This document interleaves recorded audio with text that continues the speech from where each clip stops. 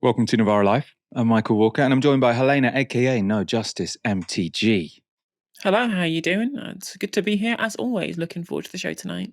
I've got a question for you because I know I've asked you this on the show before, but someone asked me yesterday and I realised it slipped my mind. The MTG, what does it stand for?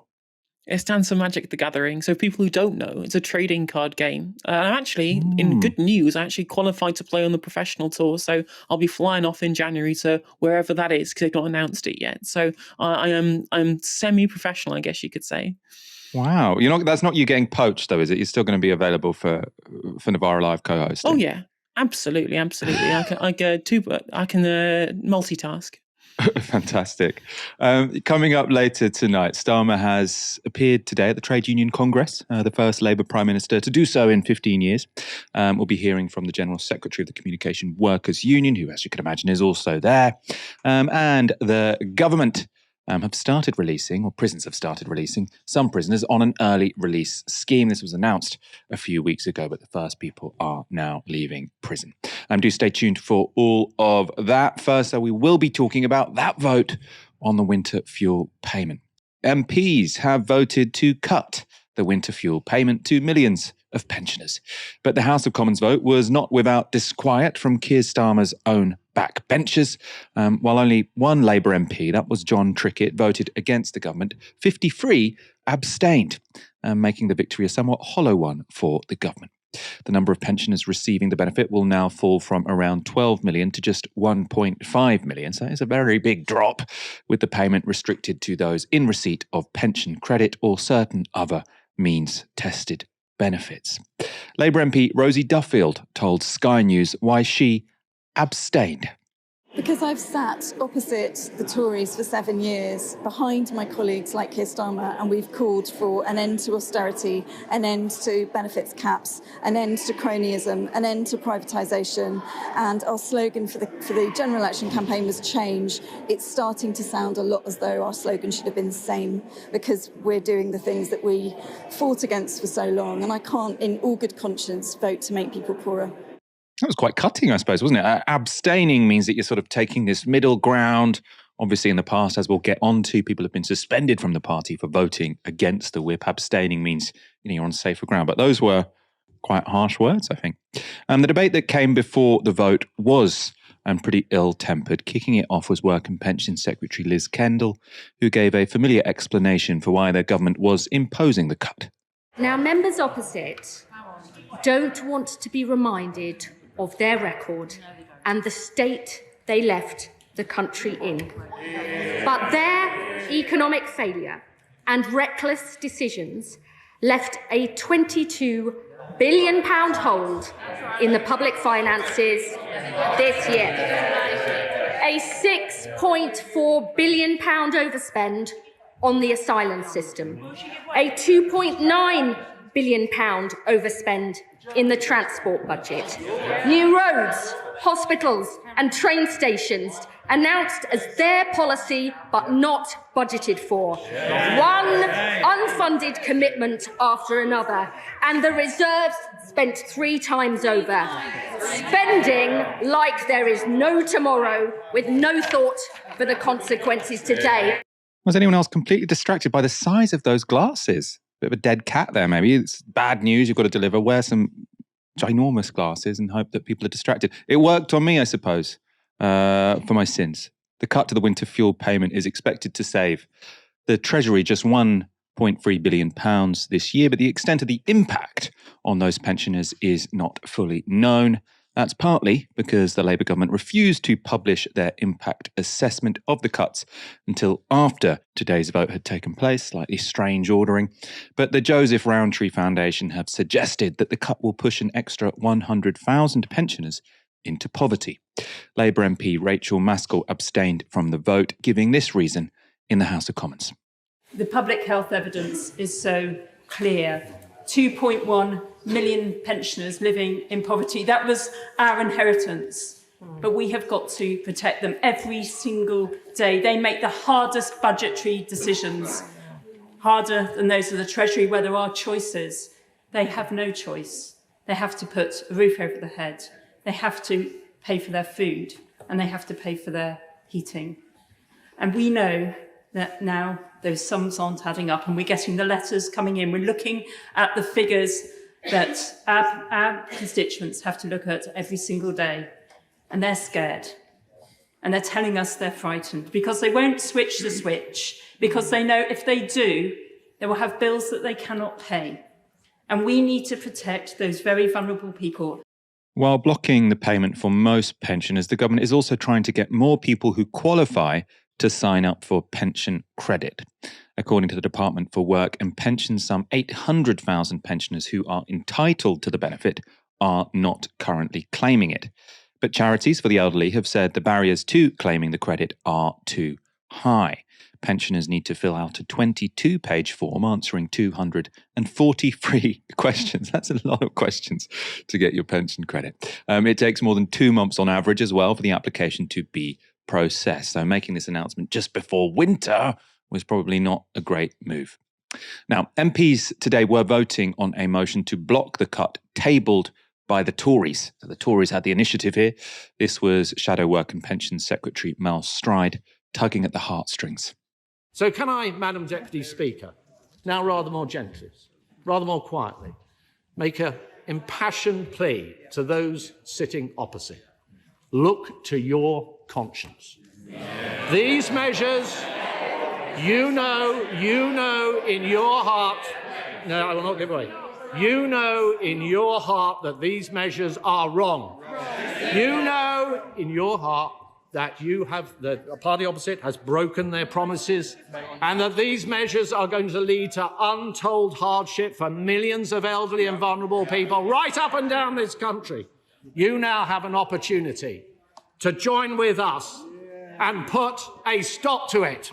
That was Mel Stride, who a couple of hours later became the latest Conservative to be knocked out of their leadership race. That very disingenuous sort of feigning of anger wasn't enough to persuade their MPs to keep him in the contest. Of course, opposition to the cut from any Tory would be pretty rich. In 2017, they tried to cut the winter fuel payment themselves, but were blocked when Jeremy Corbyn's Labour Party stripped them of their parliamentary majority. And Stride's speech wasn't the only hypocritical intervention by the Tories today. Before the debate, they staged a protest outside Westminster, backing a campaign by the Daily Express to keep the winter fuel payment for all pensioners. Back to the Labour Party. In July, 7 Labour MPs were suspended for voting against the government and in favour of scrapping the 2-child benefit cap. Today, 5 of them voted with the Tories and against the government in favour of scrapping the cut to the winter fuel payment. One of them was former Shadow Chancellor John McDonnell. I just think we're in an unnecessary position when there's so much else we could be doing. We don't need to put it on the burden of the poorest. We need to make sure that those who can afford it can pay.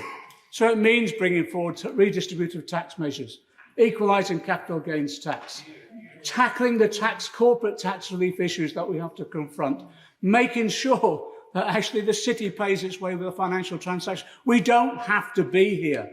And I just hope people learn the lesson as we move towards this budget, not to put us in this position again, where we take a decision which is based upon, I believe, misjudgment, and certainly flies against everything I believe in as a Labour MP about tackling inequality and poverty within our society. I was not elected to impoverish my constituents and put them in this hardship. So I did regret voting for a motion put forward by these characters, but I will have to because there's no other mechanism. And I say to my people back in Hayes, I want to look at them in the face and say I did the right thing. The other suspended Labour MPs who voted against the government were Oksana Begum, Richard Bergen, Ian Byrne and Zara Sultana. That means all in all, this was a relatively small rebellion in terms of people voting against the government from their side. And of course, that doesn't mean the day went without any drama. Lewis Goodall tweeted this: I'm told there were several Labour MPs in tears in the voting lobbies when voting for the winter fuel changes this afternoon. Lots of people sort of saying, if you're upset enough about it to be in tears, maybe don't vote for it. Helena, what do you make of the events in Parliament today?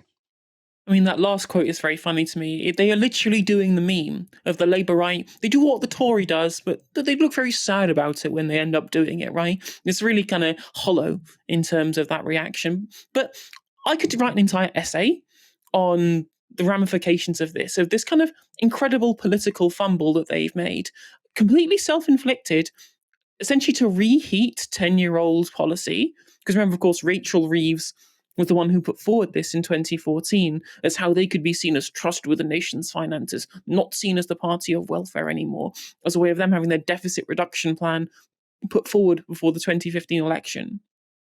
Now, there are so many reasons why this is bad. First of all, it's bad policy.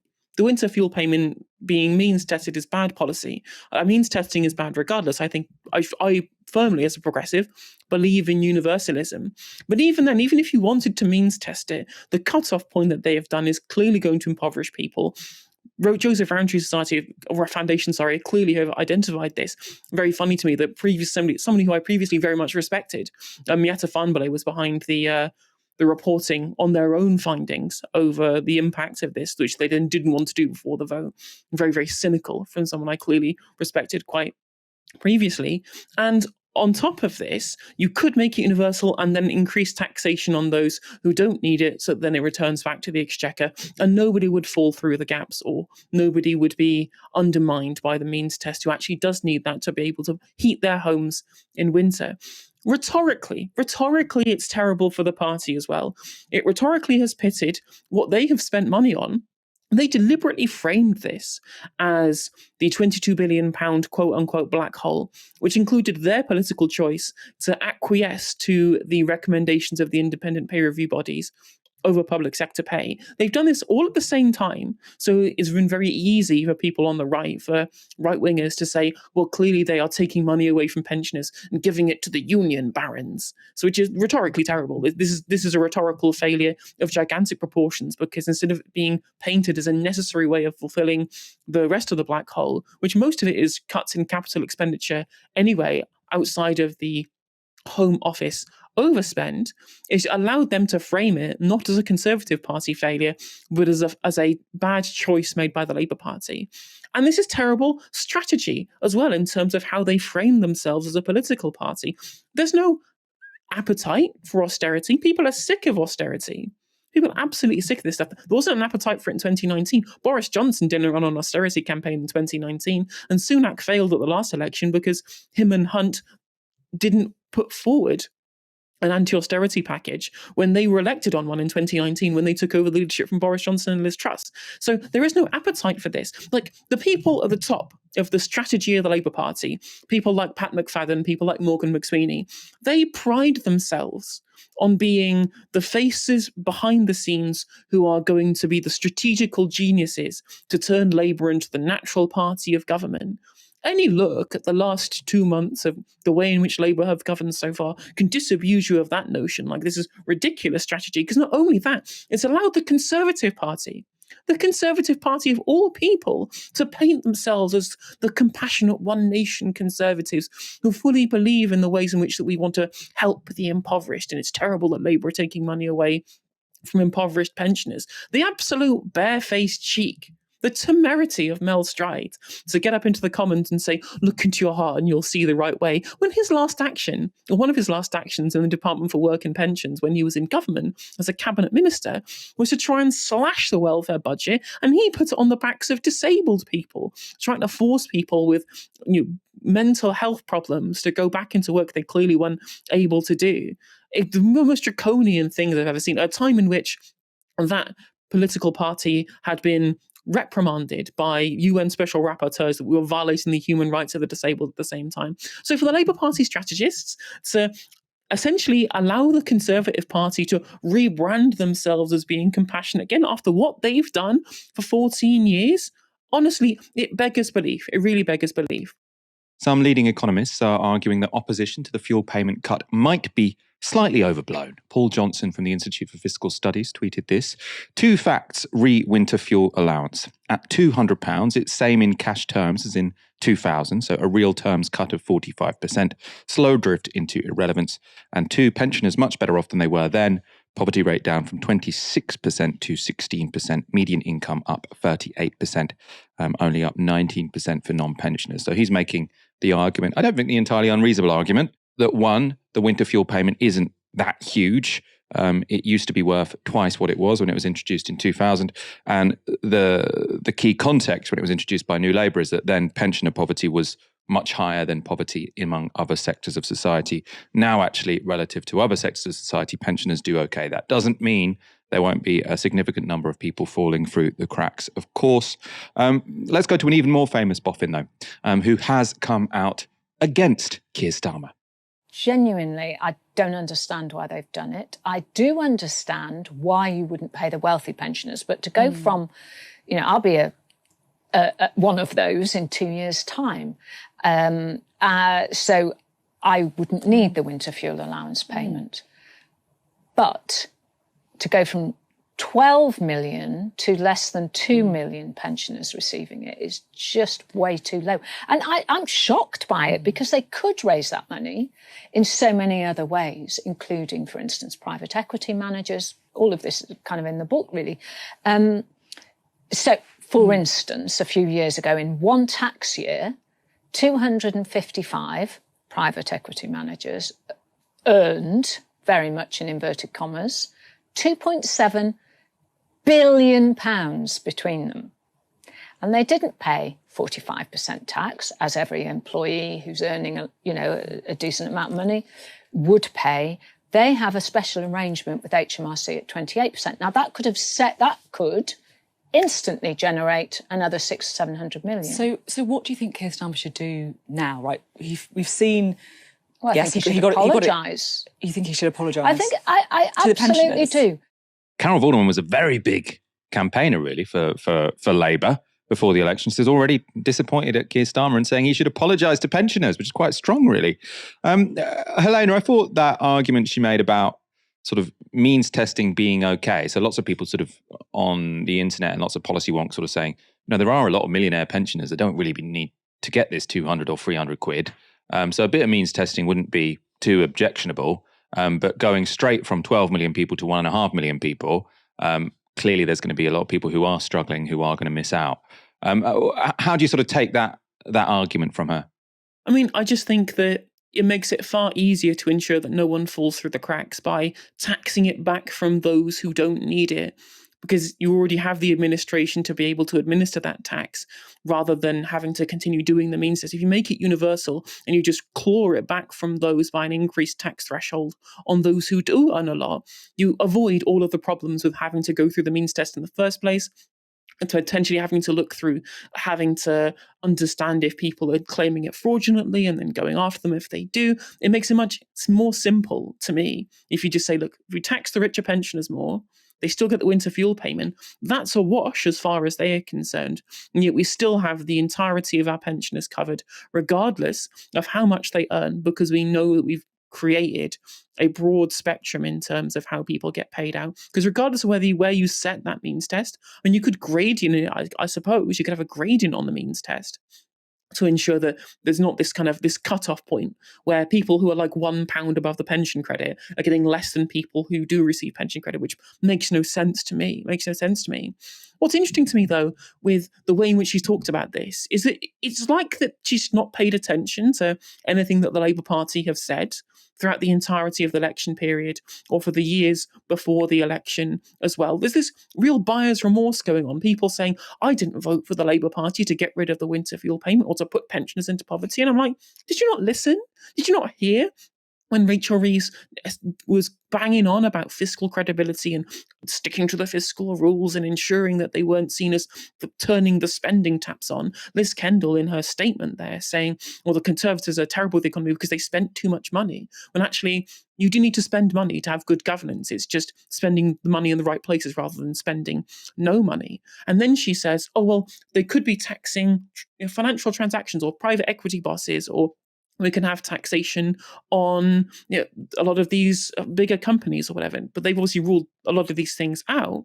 And you would know that there was no way they were going to actually tax a lot of these places more because they've been donating to the Labour Party. Labour Together is funded by people like financiers. If there's a reason that they're not attacking financial transactions, for example, because that would piss off the people who have essentially tried to finance Labour getting into government. Like, we were trying to tell people all the way up to the election period, this is what Labour were going to be like in government. And now they're the ones going, oh, I never voted for this. Well, unfortunately, unless you voted for somebody who was a member of the SCG or abstained on this literally is what you voted for. I think that's a good point. I mean, I haven't gone back and sort of looked at all of Carol Vorderman's statements, but I think we are hearing all of this. I didn't vote for this. It's like they were kind of clear. It was like the one thing you can say about this Labour Party is they didn't really, I suppose, they did say they wanted change and they're not really delivering change. So maybe there were some inconsistencies in their electoral message, but they were quite clear beforehand that, we're not going to be a particularly generous government. So yeah, it's a bit difficult for people to sort of express surprise that they're behaving in a way that they kind of told us they would do. Keir Starmer today became the first Labour Prime Minister to address the Trade Unions Congress in 15 years. He started the speech by repeating his warnings about the state of Labour's economic inheritance, presumably trying to temper expectations in the hall, but he did deliver some applause lines. We've already reformed the remit of the Low Pay Commission to take account of the cost of living and deliver a real living wage. It's why we've launched a new National Wealth Fund to invest in the critical infrastructure our industries need and drive growth into every community. It's why we've unlocked solar and onshore wind, started bringing rail back into public ownership, committed to a proper industrial strategy, switched on great British energy, and begun, in partnership with you and business, the biggest levelling up of workers' rights in a generation. But can we take that pledge seriously? My colleague, Polly Smythe, has been at the TUC conference and she sat down with the General Secretary of the Communication Workers Union, Dave Ward. We've just heard Starmer's address to conference. He spoke about partnership between unions and business. He warned over tough decisions on the horizons about pay. I'm interested to know what you made of his address. Well, I think the first thing I would say is that I don't question Keir Starmer's personal commitment to change. I think he's a much more serious politician. Certainly that ain't a very high bar considering the people that have gone before. But I do think that he is personally engaged in bringing about change in the UK. I think he means it, and I would never question his commitment to that. I think he knows that he's got to shift the balance of forces in society, the balance of forces in the world of work back to working class people. We've called for a new deal for workers. I think we'll be calling for a new deal for the country as well. So on that point, I think it was good to hear what he had to say. Where he's obviously trailed this a lot, he talks about difficult choices. Again, I think there are difficult trade-offs, given his analysis that I think we all agree with, which is that there is a financial black hole, there is a societal black hole. But where I would question is he really taking and making the tough choices at this moment, the difficult choices? Because the difficult choice I think he's got to face up to at some point, and should have been the choice that was made rather than ceasing winter fuel allowance, it is to tax the very rich people in the country.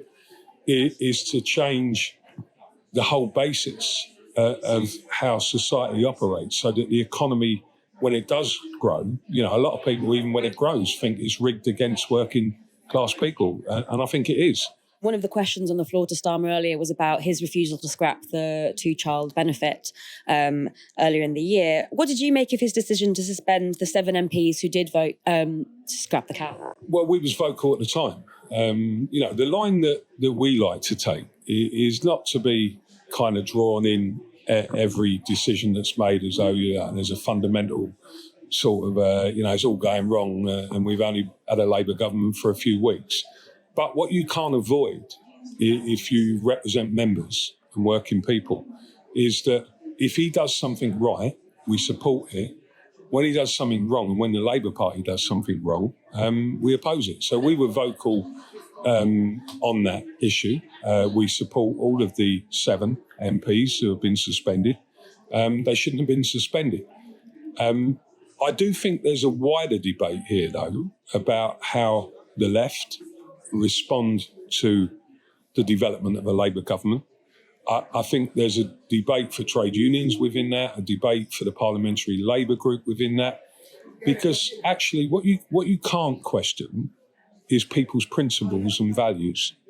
And if the punishment for that when someone holds a deeply held belief is that, well, we're going to suspend you, I think that's not the right way of doing it.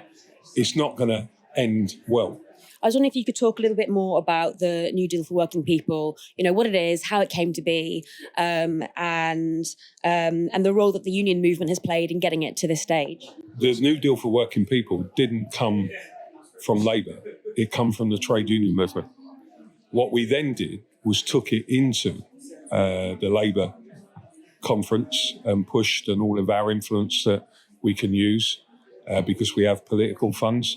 And we got Labour to acknowledge it. And then there was some great work done by, Labour people, Andy McDonald, one of them, Angela Rayner, and others who have really got behind it. And, so it's part of how you make change happen. And, I want the trade union movement to have the confidence that we have to do things sometimes on our own. We don't sort of wait for Labour all the time to do things. And that was the purpose of the Next Steps motion today. But genuinely, I think the New Deal for Working People, people may say, well, we didn't get that bit, we haven't got that. If it's implemented in full, so that if is still a cautious if, because we know big business will try their hardest to lobby on this.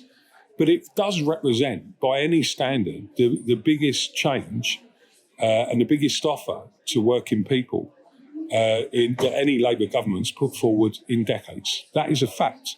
The last big change was the minimum wage, which everybody said at the time was going to be a disaster, or the Tories said and business said. It's not proven to be a disaster. And this is the next big debate.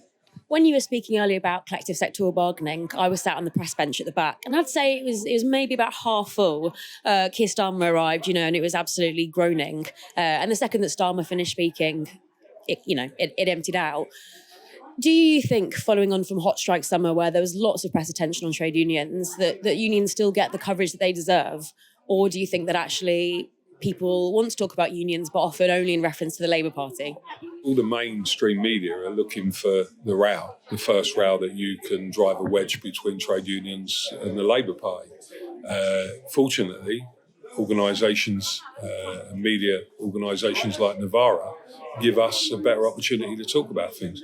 We've got to develop that sort of alternative media. And it's about, we want to work with you. We want to build that alternative media. We want to build healthy debate. I think your point, the other thing what I always notice about trade unions is that, of course, when there's a strike, then someone wants to speak to you.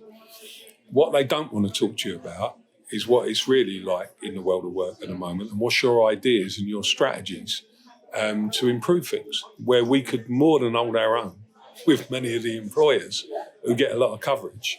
And a big thing of mine, what I can't stand, is the fact that what I've seen over many, many years, I've been around a long time in the trade union movement, what I've seen is a succession of business leaders who get lauded in this country, not for growing things anymore, but for breaking them up. And of course then, making profit. They don't care how they treat workers, and yet somebody comes out and goes, they're a good business leader. And I think that's one of the changes that we're pushing for in Royal Mail, is that if you want to get a bonus in Royal Mail as a CEO or then you should get it for delivering quality of service to customers. You should get it for growing jobs and growing services, not for making cuts. So tomorrow there's a motion on Palestine before Congress. I just wondered whether you think the trade union movement is doing enough for Palestine, and given that Labour has recently suspended some arms exports to Israel, whether the Labour Party is going far enough as well. I think what you're seeing through a combination of good organisations like the Palestine Solidarity Campaign, trade unions who affiliate to that like us, you're seeing, and just the public, and people who are activists, getting out on the streets, you're seeing pressure building to a point that has shifted Labour. And I don't think we should forget that. It's shifted a couple of times. But of course, the sad part of that, it's also shifted because the sheer horror day to day, the escalation of violence against innocent people is just growing all the time.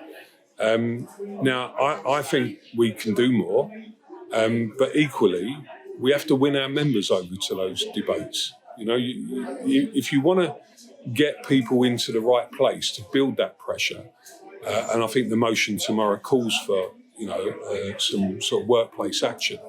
And now that's a challenge for a trade union movement, because we will have members who will say it's got nothing to do with us. You'll have other members who will say we should be doing it. You'll have others who will say, well, you're not putting a balanced argument. But I like that challenge. I think it's the right challenge.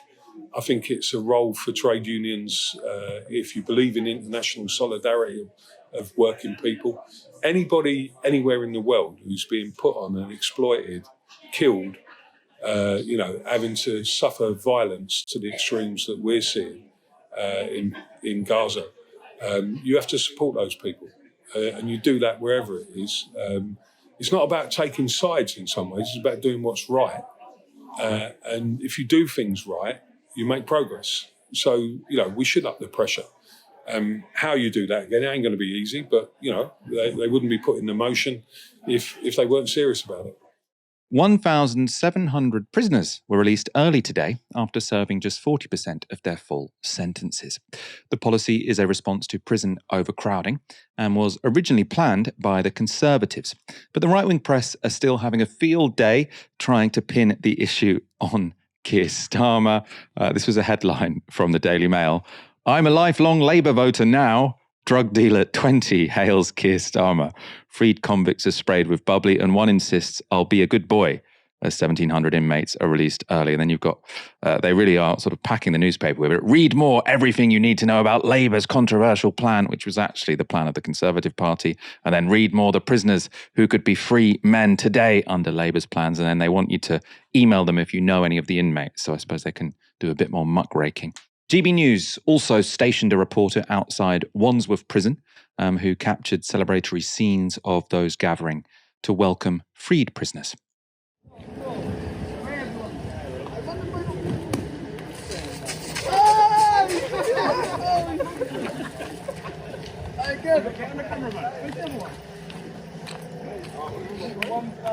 anyone thrown another one?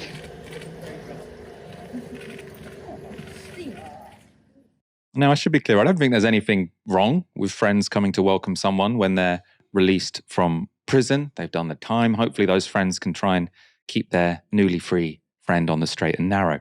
But the idea of convicted criminals getting sprayed with champagne due to state failure, which overcrowding undoubtedly is, would be uncomfortable for any government in power. Of course, if anyone is looking for someone to blame, it should be the Conservatives who oversaw the collapse of the prison estate. And in case you didn't notice the first time, that video of that released prisoner has as its backdrop a wall outside a prison car park, which is literally crumbling. It's falling to pieces. The metaphors write themselves. But as this Sky News report outlines, crumbling walls are the least of the problems in Britain's underfunded and understaffed jails, which are awash with drugs. 26-year-old Ryan Harding was 2 months from being released from prison when his mother got a call to say he died. I had a conversation with him a day before, yeah. Just talk me about that. Hiya, Mum, you okay? And I'd say, yeah, boy, I'm okay. You okay? Yeah, I'm fine. Okay, Mum, love you. That's the last time I spoke to him alive, and it's really hard. And then for the following day, then to get the phone call off his friend to say that he died. I just cried. I shouted to my husband, and I just shouted, "He's gone, babe!" And even the next door neighbour, you'd be crying and screaming. And that's a day I'll never ever forget. Ryan had not been known to use hard drugs, but she says an ombudsman report found synthetic drugs were in his system. Do you blame the prison? Yeah, I do blame the prison, definitely. It happened in Park Prison in Bridgend, where earlier this year there were 10 deaths in just 3 months, a number drug-related. Self-harm has doubled in a year. Zach Griffiths, who was an inmate in Park last year, says the jail is overcrowded, prisoners spend too long in their cells, and dangerous drugs get in too easily, sometimes delivered by drone. You can fly a drone straight to the windows, and with nothing at all to stop it. That happens, does it? Happens all the time. And very often these drugs are being mixed with, very potent synthetic opiates. Yeah. And if you're not a chemist, how would you know what mixtures you're giving to people? How do you know what the tolerance levels of the person who's going to take the drugs are? Yeah. That's how people die. Park Prison says it holds complex prisoners, many with mental health and substance misuse issues, and is committed to supporting them. Its problems, though, are echoed by a report today into prisons across the country. The Chief Inspector describes a devastating picture, with a surge in illicit drug use, self-harm and violence. Out of 32 inspected prisons, 30 were poor or insufficiently good. 60% were overcrowded. The danger is we end up, as we see in so many cases, that prisoners are simply a revolving door. Untreated mental health problems, untreated drug users, people with nowhere to live when they come out, homelessness within the system.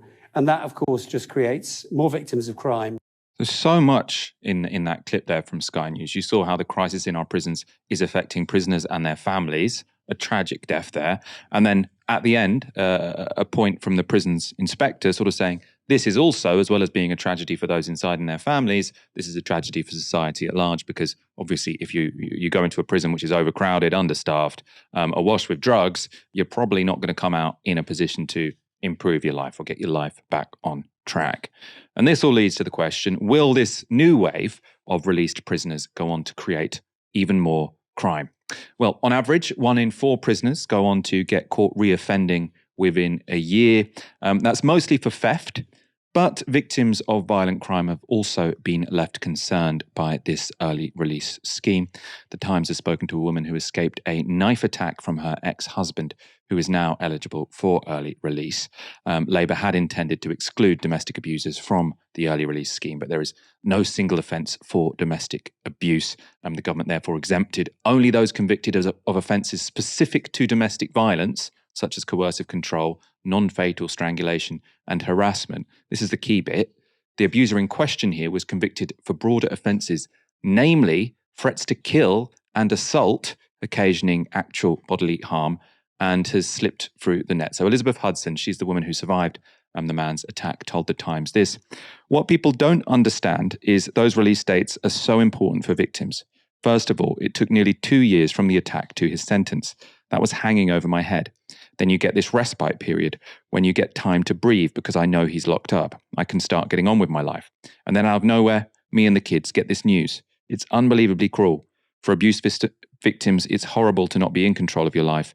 And then for the government to drop this, it makes you at the mercy of others. Suddenly it's thrown on you with no warning. And I think it's a real lack of understanding of the trauma of how things impact you on a very, very personal level. Sounds just incredibly traumatic, a really horrible experience. Helena, lots going on here. You've got sort of the right-wing press, I think, trying to make this an anti-Keir Starmer dig, which is a bit far-fetched because obviously this is the Conservatives sort of who created this crisis. Obviously sort of prisons failing people who get sent to them, but also some people genuinely and very justifiably worried about the early release of people. What's interesting about this is that unlike the claims over the £22 billion black hole, which are very fudged in trying to say, look at how the terrible mess the Tories have left us, we have to clear this up in other ways.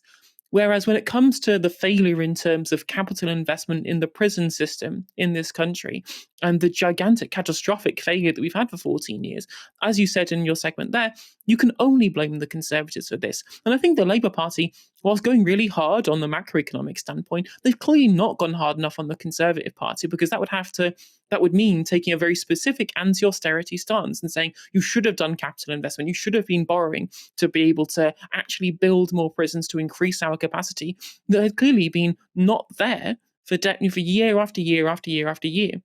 So not hammering this home as a central reason as to why this is happening, I can't understand why they're not doing it. Otherwise, because they used to have heading it off for the press, getting in the way into the press, like there's nothing we can do about this.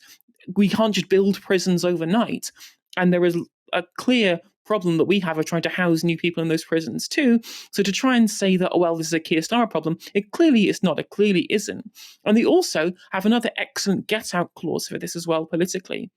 And the prisons minister who they just appointed, Baron Timpson, is not affiliated to the Labour Party. He's a Labour lord now because he got appointed to that position, but he was appointed specifically to fulfill this role. Now, personally, I don't like technocrats being appointed. I like technocrats advising, and I like democratically elected people in positions of governance. But at the very least, they can say to the electorate, and they can go up to people and say, we just didn't actually want to do this. We've been forced to, first of all, by the state of the prison system, that we've clearly been left here.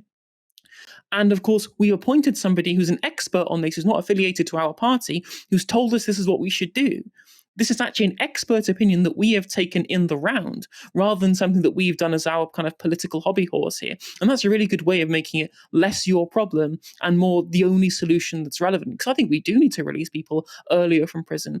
You can see from the level to which the prison culture and our justice system creates reoffenders. We don't treat this holistically to try and ensure that we use this as a way of rehabilitating offenders rather than being seen as this punitive level of punishment.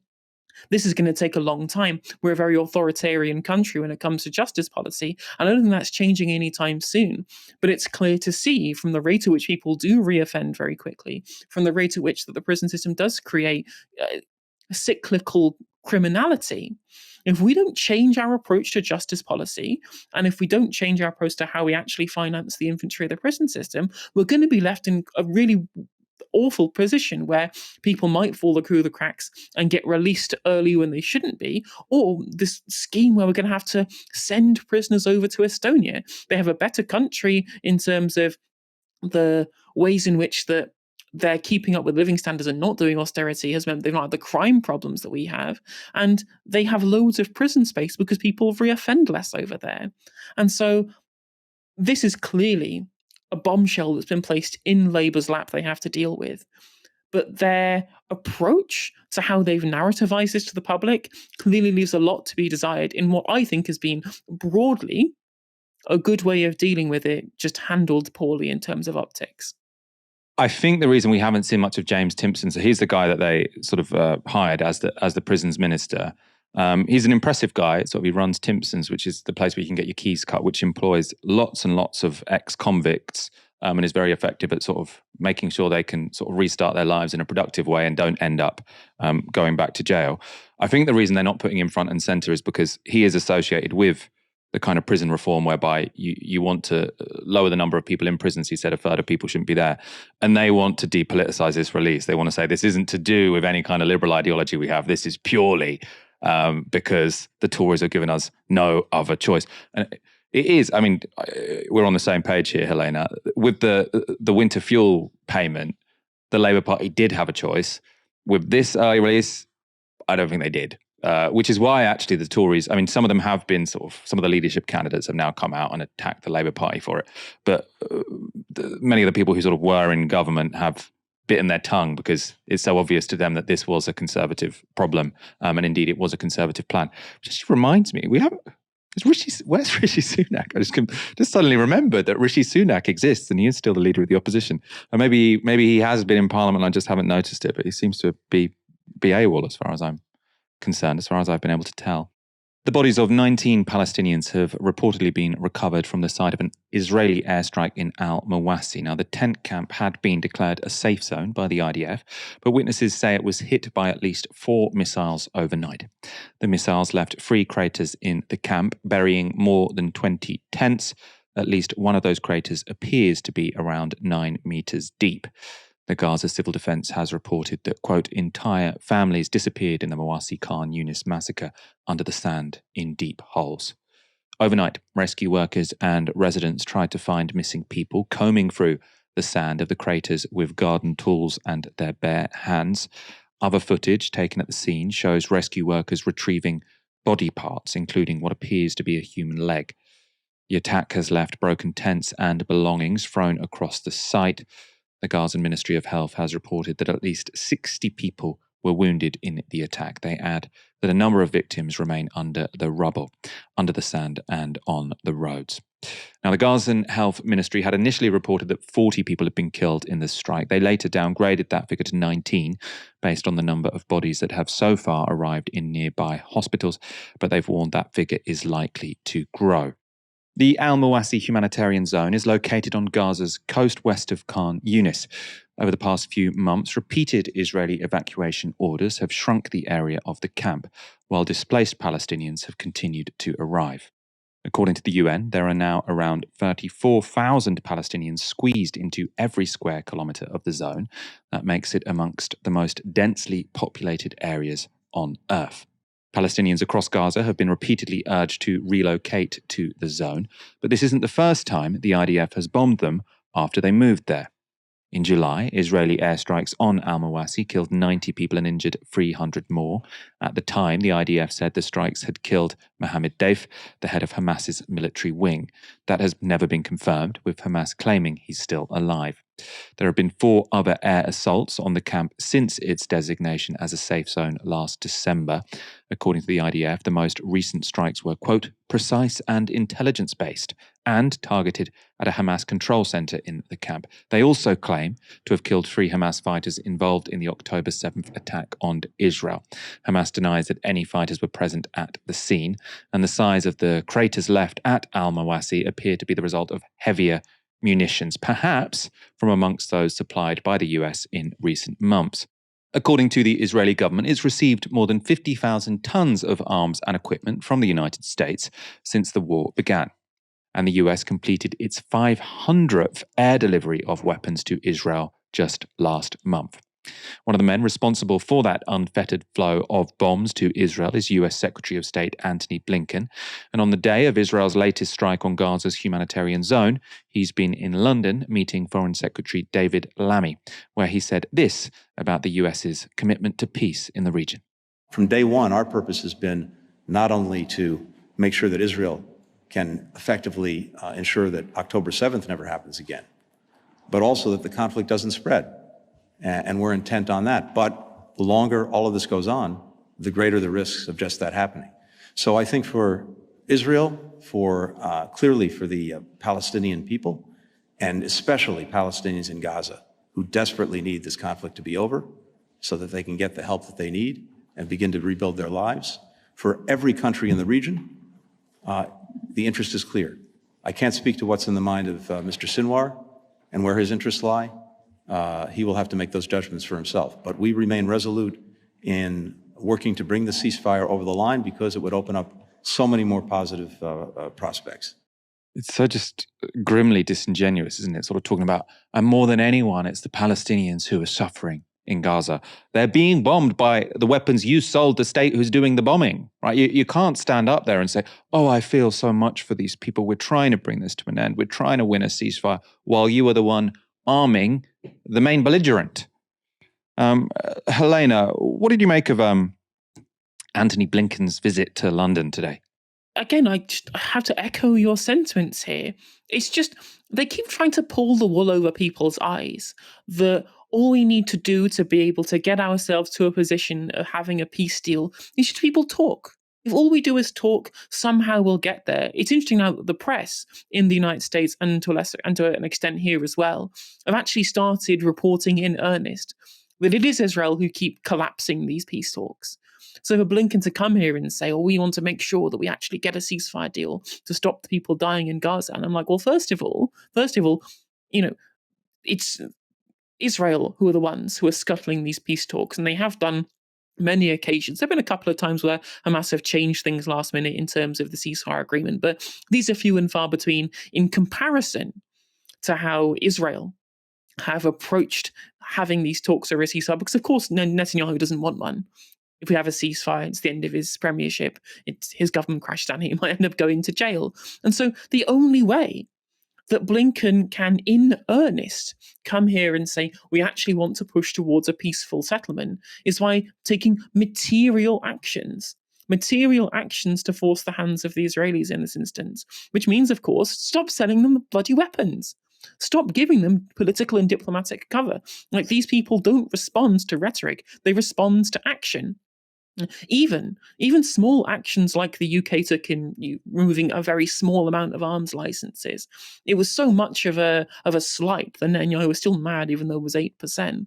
And that's a precedent that's technically been set now, even though it's only a minor one. You don't even get a single concession in that regard with regards to the United States. a single concession at all. So again, it just seems that the temerity is crazy to come here and then stand up and say, well, we want to make sure that we get a peaceful settlement for the people of Gaza, whilst fundamentally undermining that position with every material action that they've taken. And just before I finish up here, one note in terms of the strike on the humanitarian zone. First of all, it seems to me at this point that the humanitarian zones don't even serve much purpose. If they keep telling us, well, Hamas uses human shields, we have to attack the camps, we have to attack humanitarian zones because that's where the chief of the Al-Qassam brigades was. Well, if you're just going to attack them anywhere, regardless of their humanitarian status, as long as there's a Hamas militant there, then what is even the utility of these places regardless? And Hamas have claimed that none of their fighters were in this zone. There was a command and control center there, apparently according to Israeli intelligence, something that has very much been circumspect in terms of how we actually look at the veracity of their claims. When the Al-Qassam Brigade's website will proudly proclaim when one of their soldiers or fighters or militants has been martyred, like the 10 who were killed in the West Bank. They're all on the Al-Qassam website. You can go and read it for yourself.